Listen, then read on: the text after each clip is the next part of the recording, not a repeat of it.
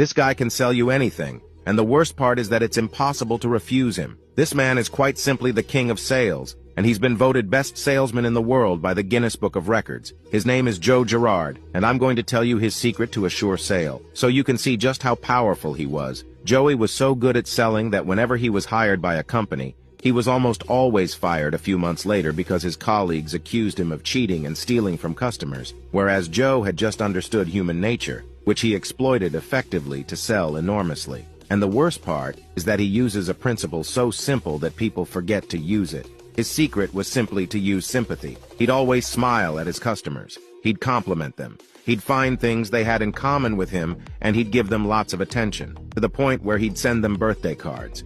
Sympathy is really the most powerful way of persuading someone to do something, so I encourage you to put it into practice, and you'll see that your customer will feel much more pampered, will find it much easier to buy your product.